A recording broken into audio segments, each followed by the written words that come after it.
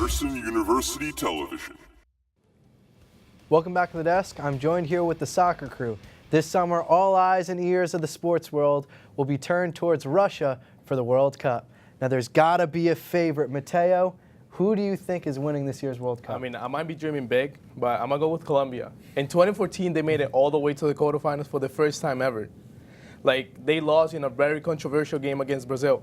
So why not give them a chance? I mean, like, Germany, Brazil, Spain, they're all, like, the top teams, but, like, maybe Colombia could win it.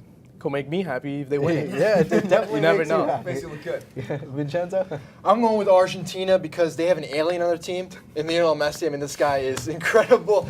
But I just don't see the opposition, how you can commit numbers forward when they have attackers such as Higuain, Aguero, Di Maria. I just think if Argentina have such a great counterattack with Lionel Messi, and he's going to put the team on his back just like Maradona did in 1986.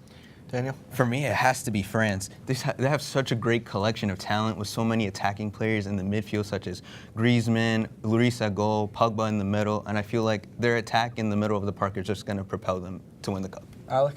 I'm going to have to go with my home country since Mateo's going with his. I'm going with España. Spain is taking it all this year. That's the best back four in the World Cup right now, the best goaltender in the World Cup right now, and one of the best field generals in the world in Andres Iniesta in midfield. There's no chance they can lose. Interesting. No one takes Germany, who's probably the favorite to win it all, essentially. I mean, almost every year Germany is in the tops of the favorites. No one here on the desk taking Germany. Now, Alec, we'll start with you. Which player, you know, they're in the world of soccer, since it's everywhere, there are so many impressive players. There's always an impressive player that stands out in the World Cup. Who is your standout player? Well, Chris, for me, it's going to be Neymar this year. This is going to be his year to show up. Look at things he's done this year. 34 games started, 30 goals committed. He has 18 assists on top of all that. He's never actually subbed in a game because they always want him on the field for as long as humanly possible. If you want to say Lionel Messi's a freak, Neymar is probably Freak Jr. I mean, this guy is an absolute force in the field, and he's going to use this World Cup tournament as a tryout. He wants out of PSG, and he wants a bigger contract. He wants to know that he's worth the money. This is going to be the best way to have Brazil go far in the tournament or even win it.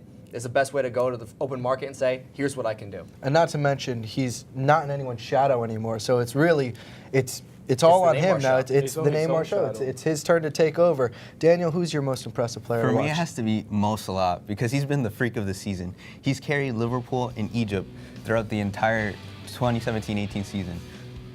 With 54 games started, he's scored 47 goals and 15 assists. He's led Liverpool to their first UEFA Champions League semifinal in the last 10 years and led Egypt to their first World Cup appearance in the last 28 years. Yeah, it's definitely easy to say. Liverpool is nowhere near where they are right now with Mohamed Salah.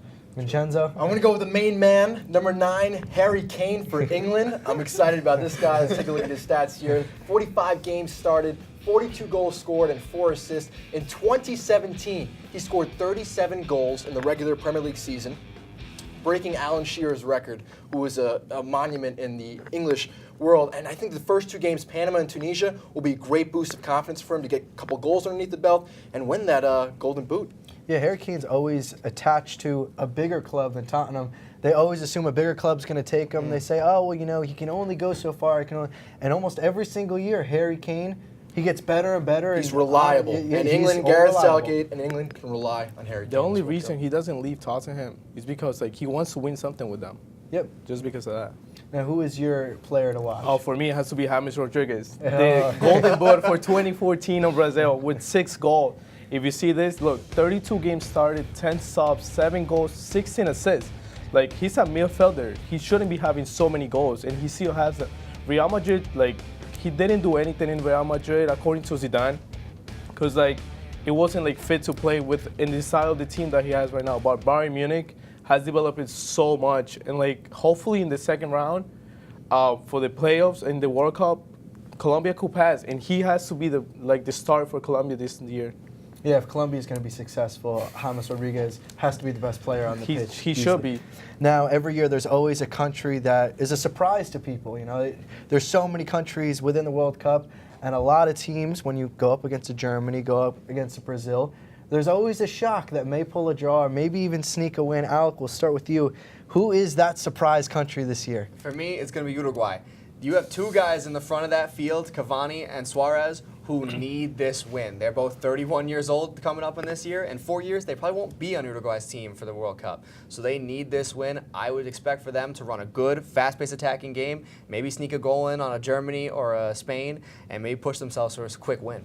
Daniel? For me, the dark horse has to be Colombia. Got to represent. There you go. They have a decent collection of talent. I believe they can make a deep run because they're able to play on the counter and are able to grind it out from time to time. Vincenzo? For me, Mexico.